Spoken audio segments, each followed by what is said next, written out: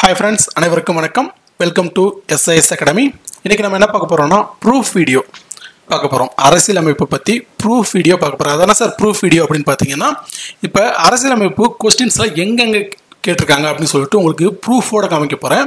அத வச்சு உங்களுக்கு பாத்தீங்கன்னா எங்க படிக்கலாம், எங்க படிச்சா நம்ம full mark 15க்கு 15 எப்படி எடுக்கிறது அப்படிங்கற ஒரு full confident உங்களுக்கு இந்த வீடியோ மூலமா கிடைக்கும். சரிங்களா? both தமிழ் மீடியமா சரி இங்கிலீஷ் மீடியமா சரி ரெண்டு பேருக்கும் இந்த ப்ரூஃப் வந்து புரியுற மாதிரி உங்களுக்கு இத எடுத்துறோம். சரிங்களா? உள்ள போலாமா? அரசியலமைப்பு படிக்கிறதுக்கு ஒரு full confident ஏற்படுத்தக்கூடிய ஒரு வீடியோவா இது இருக்கும். எங்கெங்க படிக்கிறதுன்னு உங்களுக்கு ஒரு ஐடியா கிடைக்கும். நீங்களே இன்னும் நிறைய பேருக்கு வந்து சொல்லக்கூடிய ஒரு விஷயமா இது இருக்கும் கண்டிப்பாக. சரிங்களா? ஓகே, ஸோ இப்போ பாருங்கன்னா இப்போ இந்த குரூப் 2A மாடல் கொஸ்டின் நம்ம கொடுத்துருந்தாங்க. சரிங்களா? நியூ சிலபஸை பேஸ் பண்ணி குரூப் 2 குரூப் டிஏக்கு மாடல் கொஸ்டின் கொடுத்துருந்தாங்க. அந்த மாடல் கொஸ்டின்ல இருந்து 15 வினாக்கள், இத்தனை வினாக்கள் 15 வினாக்கள் வந்து பாலிட்டியில் கேட்டிருந்தாங்க. இந்திய அரசியலமைப்பில் 15 வினாக்கள் கேட்டிருந்தாங்க. அந்த 15 வினாக்களும் எங்கெங்க இருக்குது அப்படின்றத பற்றி நான் பார்க்க போகிறோம். இப்போ ஃபர்ஸ்ட் வினா பாருங்களேன். இந்த வினா பார்த்தீங்கன்னா அதாவது அரசியலமைப்பு எதுக்கு தேவைப்படுது அப்படின்னு கேட்டிருக்காங்க. நவீன அரசின் அதிகார வரம்புகளை கட்டுக்குள் வைக்க ஐக்கிய நாடுகள் அவையில் உறுப்பினராக பெரும்பான்மைவாதத்தின் கொடுங்கோன்மையை தடுக்க அப்படின்னு கேட்டிருக்காங்க. இந்த கொஸ்டின் வந்து பார்த்தீங்கன்னா ஒரு ஜென்ரலாக உங்களுக்கு பாலிட்டியிலே எப்படின்னு ஜென்ரலாக புரிஞ்சிருக்கா அப்படின்றத கேட்குறதுக்கு இது வந்து எந்த ஒரு புக்லையும் ஸ்கூல் புக்லேயும் இல்லை, கவர்மெண்ட் மெட்டீரியலும் இல்லை. இது ஒரு ஜென்ரலான ஒரு வினா. சரிங்களா? இதில் பார்த்தீங்கன்னா உங்களுக்கு தெரியும் இந்த மூணாவது ஆப்ஷன் இது மட்டும்தான் கரெக்டு. இதுக்காக மட்டும்தான் இது வச்சுருக்கோம். இந்த ரெண்டு ஐக்கிய நாடுகள் உறுப்பில் இருக்கிறதுக்காக கிடையாது, அதே மாதிரி கவர்மெண்ட் அதிகாரத்துக்காகவும் கிடையாது. சரிங்களா? அப்போ ஆப்ஷன் டி இதுதான் கரெக்ட். அப்போ இந்த கொஸ்டின் பார்த்தீங்கன்னா மொத்தம் 15 கொஸ்டினில் இந்த ஒரு கொஸ்டின் வந்து ஜென்ரலாக உங்களோட புரிதலை வந்து டெஸ்ட் பண்ணுறதுக்கான ஒரு வினா. இது வந்து டைரெக்டாக எடுக்கப்பட்ட ஒரு இது கிடையாது, உங்களோட புரிதலுக்கான ஒரு வினா. சரிங்களா? இப்போ இந்த வினா பாருங்கள். இரண்டாவது வினா என்னதுன்னா, அரசியல் சாசனத்தில் எந்த பிரிவு நாகாலாந்து மாநிலத்திற்கு சிறப்பு சலுகைகளை வழங்குகிறது அப்படின்றத கேட்டிருக்காங்க. சரிங்களா? இந்த வினா எங்க இருந்துக்கு அப்படின்னு பார்த்தீங்கன்னா ஸ்கூல் புக்கில் 12th பாலிட்டியில் இருக்கு. சரிங்களா? அதே மாதிரி கவர்மெண்ட் மெட்டீரியலில் தெளிவாக இருக்கு. சரத்து 371A சேர்க்கப்பட்டுள்ளது அப்படின்னு அழகா இருக்கு. இது அதாவது சட்ட திருத்தங்கள் இருக்கு இல்லையா, அந்த சட்ட திருத்தங்கள்ல கொடுத்துருக்காங்க. கவர்மெண்ட் மெட்டீரியலில் தெளிவாக அந்த வருஷத்தோட அந்த சரத்தோட சேர்த்து கொடுத்துருக்காங்க. ஸ்கூல் புக்கில் பார்த்தீங்கன்னா அந்த சரத்தை கரெக்டாக கொடுக்கல, ஆனால் அந்த சரத்தை வச்சு தான் கேட்டிருக்காங்க. ஸோ இது வந்து ஒரு நம்ம கவர்மெண்ட்டில் கொடுத்த மெட்டீரியல்லேருந்து கேட்கப்பட்ட வினா. சரிங்களா? ஸோ நம்மளுக்கு ஆன்சர் என்ன அப்படின்னு பார்த்தீங்கன்னா ஃபர்ஸ்ட் இது 371A. ஓகே, இப்போ அடுத்து இந்த வினா பாருங்களேன். தமிழக இடஒதுக்கீடு சட்டம் 1994 எந்த அரசியலமைப்பு திருத்தத்தின் மூலம் இந்திய அரசியலமைப்பு சட்டத்தின் 9வது அட்டவணையில் சேர்க்கப்பட்டது அப்படின்னு கேட்டிருக்காங்க. இந்த கொஸ்டின் எங்கே இருக்குது அப்படின்னு பார்த்தீங்கன்னா 12th பாலிட்டியில் இருக்கு.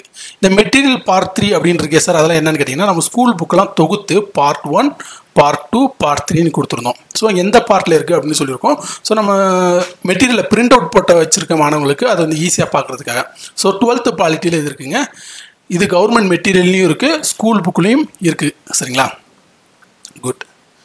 இப்போ இந்த இதில் பாருங்கள், இந்த வினா பாருங்கள். இந்த வினா எங்கே இருக்குன்னு பார்த்தீங்கன்னா கவர்மெண்ட் மெட்டீரியலில் தான் இருக்குது.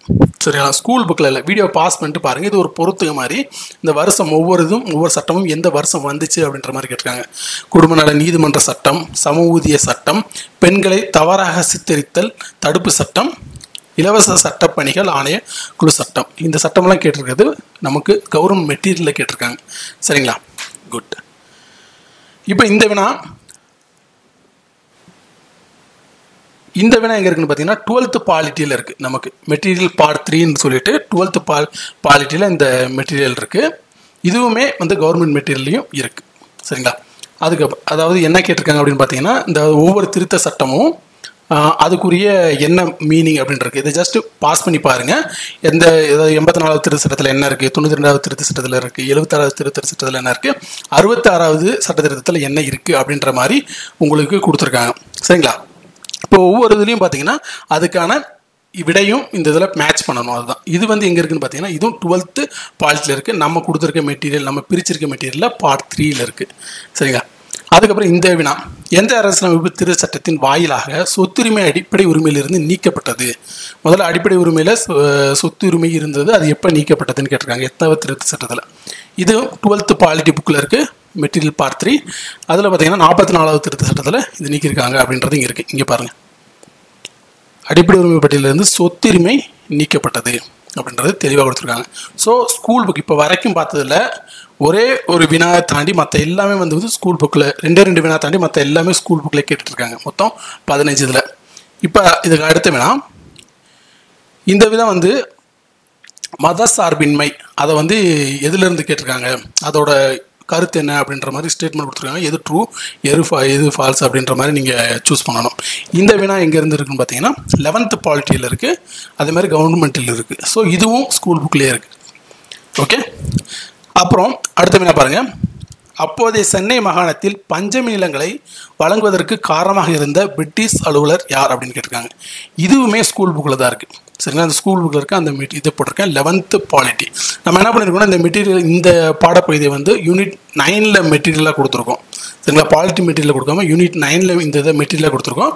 ஸோ நம்ம படிக்கிறப்போ பாலிட்டியில் இதையும் சேர்த்து படிச்சிருவோம். சரிங்களா, இப்போ இதுவுமே ஸ்கூல் புக்கில் தான் இருக்குது. எங்கே இருக்குன்னா 11th பாலிட்டியில் இது இருக்குது. அதுக்கப்புறம் இந்த வினா பாருங்கள். இந்திய அரசின் கீழ் உள்ள பதவிகளில் இதர பிற்படுத்தப்பட்ட வகுப்பினருக்கு 27 விழுக்காடு இடஒதுக்கீடு வழங்க வகை செய்யும் மண்டல் குழுவின் பரிந்துரைகளை அரசு செயல்படுத்திய போது இந்தியாவின் பிரதமராக இருந்தவர் யார் அப்படின்னு கேட்டிருக்காங்க. சரிங்களா, இப்போ இந்த வினா பாருங்கள். இதுவுமே 11th பாலிட்டி வால்யூம் 2. சரிங்களா, பார்ட் 2ல் இது இருக்குது, மண்டல் ஆணையம் அப்படின்னு சொல்லிட்டு இந்த போட்டிருக்கு. ஸ்கூல் புக்கிலேருந்து நான் கட் பண்ணி எடுத்தது தான் நான் இங்கே காமிச்சிட்ருக்கேன் உங்களுக்கு. இதுவே நம்ம யூனிட் 9 மெட்டீரியலில் நம்ம கொடுத்துருக்கோம். அதுக்கடுத்து இந்த கொஸ்டின் பாருங்கள். நான் ஆன்சர்லாம் சொல்லலை, எது எங்கே இருக்குன்றதான் சொல்கிறேன். நம்ம பாலிட்டி போர்ஷனை ஃபுல்லாக டெஸ்ட் போர்ஷன் ஃபுல்லாக முடிக்கிறப்ப இந்த போர்ஷன்லாம் நம்ம படித்து முடிச்சிருப்போம். அப்போ உங்களுக்கு ஆன்சரை வந்து நம்ம இன்னொரு எக்ஸ்பிளைன் பண்ணுறேன். அப்படி இல்லைனா இந்த வீடியோவை பாஸ் பண்ணிவிட்டு நான் அந்த ஸ்க்ரீன்ஷாட்லாம் காமிச்சிருக்கேன் இல்லையா, அதை வந்து ஜஸ்ட்டு நீங்கள் இது பண்ணி பார்த்துருந்தீங்கன்னா உங்களுக்கு ஆன்சர் உங்களாலே பண்ண முடியும். ஏன்னா இங்கே பாருங்கள் இருக்கு ஆன்சர் பிரதமர். சரிங்களா, ஸோ ஆப்ஷன் வந்து நீங்களே சூஸ் பண்ணிடலாம், பி. அடுத்து இந்த பாருங்கள். சுதந்திரம், சமத்துவம், சகோதரத்துவம் ஆகியவற்றை வாழ்வின் அடிப்படை கோட்பாடுகளாக அங்கீகரிக்கும் சமூக ஜனநாயகம் எனும் அடித்தளம் இல்லையெனில் அரசியல் ஜனநாயகத்தால் நீடிக்க இயலாது அப்படின்னு யார் சொன்னா? இந்த ஒரு கூற்று கொடுத்துட்டு இது வந்து யார் சொன்னா அப்படின்ற மாதிரி கேட்பாங்க.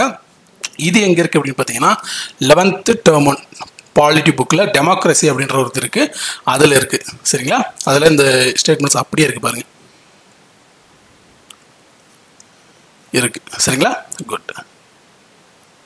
அதுக்கப்புறம் இந்திய அரசியலமைப்பு சட்டத்தின் எந்த அம்சம் ஒவ்வொரு இந்திய குடிமகனையும் அறிவியல் மனப்பாங்கு, மனிதநேயம், ஆய்ந்தறியும் வேட்கை, சீர்திருத்தம் ஆகியவற்றை வளர்த்து கொள்ள வேண்டும் என வலியுறுத்துகிறது அப்படின்னு கேட்டிருக்காங்க.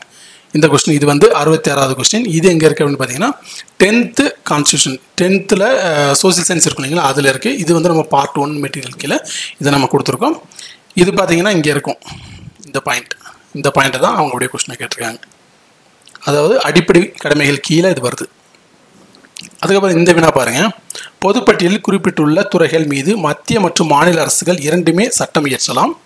இது சரியா, எது சரி எது தவறுன்ற மாதிரி.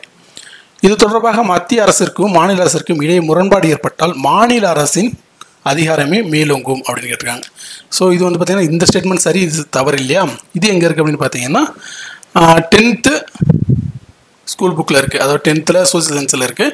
இதை நம்ம பார்ட் 1 மெட்டீரியல்னு நம்ம பிரிண்ட் அவுட்டில் கொடுத்துருக்கோம்.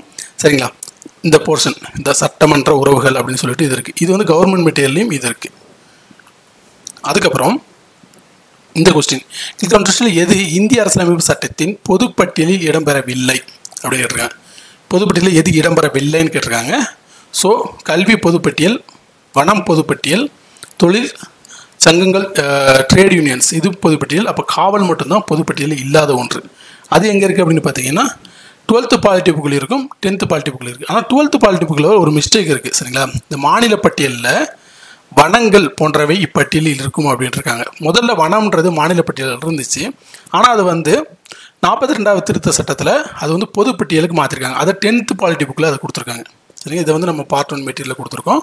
அதாவது இங்கே இந்த இடத்துல பாருங்கள், 42வது அரசியலமைப்பு சட்டத்தின்படி மாநில பட்டியலிருந்து 5 துறைகள் பொதுப்பட்டியலுக்கு மாற்றப்பட்டன. அவை கல்வி, காடுகள், எடைகள். ஸோ காடுகள்ன்றது வந்து என்னாச்சு, இதுக்கு போயிடுச்சு, எங்கள் பொதுப்பட்டியலுக்கு போயிடுச்சு. ஸோ காடுகள்ன்றது பொதுப்பட்டியல் கிடையாது, கல்வியும் பொதுப்பட்டியல் கிடையாது. 42வது திருத்தத்தில் அதை பொதுப்பட்டியலுக்கு மாற்றிட்டாங்க. அதுக்கப்புறம் பாருங்கள். ஸோ இது எங்கே இருக்குன்னு பார்த்தீங்கன்னா 10th 12th புக்கில் இருக்குது. அதுக்கப்புறம் கீழ் காணப்படுபவர்களில் தமிழ்நாடு அரசு மத்திய மாநில உறவுகளில் மாற்றங்கள் செய்வது தொடர்பாக ஆய்வு செய்து பரிந்துரைகள் வழங்கும் பொருட்டு அமைந்த குழுவில் தலைமை தாங்கியவர் யார் அப்படின்னு கேட்டிருக்காங்க. இந்த கொஸ்டினுக்குரிய விடை எங்கே இருக்குது அப்படின்னு பார்த்தீங்கன்னா 10th சோசியல் சயின்ஸ் புக்கு நம்ம பார்ட் 1 மெட்டீரியல் கீழே அதை கொடுத்துருக்கோம்.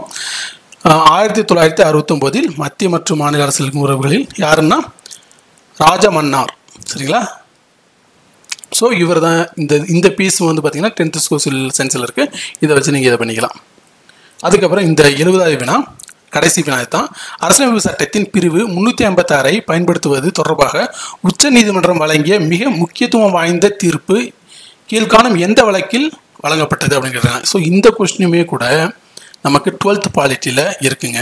இதை வந்து நம்ம பார்ட் 2 மெட்டீரியலில் கொடுத்துருக்கோம். சரிங்களா? ஸோ பொம்மை அவர்ன்ற பொம்மை வழக்குன்றது SR பொம்மைன்றது. ஸோ இதுதான் ஆன்சர். ஸோ பார்த்தீங்கன்னா இப்போ இதில் உங்களுக்கு என்ன தெரியுது அப்படின்னு பார்த்தீங்கன்னா ஸ்கூல் புக்கில் இருந்து மொத்தம் 15 வினாக்களில் ஸ்கூல் புக்கில் இருந்து 12 வினாக்களும் ஜென்ரலாக உங்களோட அண்டர்ஸ்டாண்டிங்கில் இருந்து 1 வினாக்களும் கவர்மெண்ட் மெட்டீரியலில் 2 வினாக்கள். அதாவது கவர்மெண்ட் மெட்டீரியல் இந்த 12 வினாக்கள் நிறையா மெட்டீரியல் வந்து ஸ்கூல் புக்கில் இருக்குது, கவர்மெண்ட் மெட்டீரியல் இருக்குதுன்னு சொல்லியிருந்தோம். பட் கவர்மெண்ட் ஸ்கூல் புக்கு மட்டுமே படித்தாலே உங்களால் 12 வினாக்கள் பியூராக அட்டன் பண்ண முடியும். சரிங்களா? அதுக்கப்புறம் பார்த்தீங்கன்னா இந்த கவர்மெண்ட் மெட்டீரியலில் ஜஸ்ட்டு நீங்கள் ரீகால் பண்ணுறது ரொம்ப முக்கியம். இந்த கவர்மெண்ட் மெட்டீரியல் இந்த 2 வினாக்களும் எந்த இதில் வந்து பார்த்தீங்கன்னா நமக்கு இந்த பெண்களுக்கு முன்னுரிமையை அளித்தல் அப்படின்னு சொல்லிட்டு ஒரு மெட்டீரியல் அதில் கொடுத்துருக்காங்க. அது நல்லா இருக்குது. அதே மாதிரி சட்ட திருத்தத்தை இந்த ஸ்கூல் புக்கில் இருக்கிறத விட இதில் கொஞ்சம் தெளிவாக கொடுத்துருக்காங்க. அப்படின்ற பட்சத்தில் இந்த மெட்டீரியல் அந்த 2 போர்ஷனுக்கும் ரொம்ப இதாக இருக்கும். என்னோட அட்வைஸ் என்னென்னு பார்த்தீங்கன்னா ஸ்கூல் புக்கை நீங்கள் தெளிவாக படிங்க. படித்து முடிச்சுட்டு இந்த கவர்மெண்ட் மெட்டீரியலை ரீகால் பண்ணுறதுக்கு பயன்படுத்திக்கங்க. ஸோ இந்த கவர்மெண்ட் மெட்டீரியலை நம்ம அழகாக தொகுத்து உங்களுக்கு கூடிய சீக்கிரம் நம்ம வழங்குறோம். சரிங்களா? இப்போ நம்ம பார்ட் 1 பார்ட் 2 பார்ட் 3 நம்ம மெட்டீரியல் கொடுத்தோங்களா, அதுலேயே வந்து ஸ்கூல் புக்கில் எல்லாமே கவர் ஆகிடுச்சு. அதில் நம்ம அந்த பார்ட் 1ல் 9th மக்களாட்சியும் 6th மக்களாட்சியும் கொடுத்தோம். 11th மக்களாட்சின்ற ஒரு போர்ஷன் இல்லை, அதை நான் திருப்பி கொடுக்குறேன். நீங்கள் அந்த பிரிண்ட் அவுட் போட்டவங்க அந்த 11th மக்களாட்சி போர்ஷன் மட்டும் பிரிண்ட் அவுட் போட்டு இதோட சேர்த்து மொத்தமாக வச்சுக்கோங்க. சரிங்களா? ஸோ இன்றைக்கி பார்த்ததில் உங்களுக்கு தெளிவாக என்ன தெரியுதுன்னா நம்ம பாலிட்டியை வந்து ஸ்கூல் புக் படிக்கிறது மூலிமாவே நம்ம நல்லா வந்து ஸ்கோர் பண்ண முடியும் அப்படின்றது உங்களுக்கு தெளிவாக தெரிகிறது அப்படின்றத நான் நம்புகிறேன். சரிங்களா? ஸோ இதுக்காக பிளான் பண்ணுங்கள். பாலிட்டியில் கண்டிப்பாக ஃபுல்லாக இது பண்ணணும் அப்படின்றத யூஸ் பண்ணுங்கள். இதே மாதிரி நம்ம அடுத்தடுத்த சப்ஜெக்ட்டுக்கு இந்த மாதிரி ப்ரூஃப் வீடியோ போடலாம் அப்படின்னு நாங்கள் பிளான் பண்ணிகிட்ருக்கோம். ஸோ உங்களுக்கு எந்த சப்ஜெக்ட்டுக்கு ப்ரூஃப் வீடியோ வேணும் அப்படின்றத எங்களுக்கு கமெண்ட்ஸில் கொடுத்தீங்கன்னா நாங்கள் அந்த சப்ஜெக்ட்டுக்கு மெயினாக ஃபோக்கஸ் பண்ணுவோம். சரிங்களா? அனைவருக்கும் நன்றி, வணக்கம்.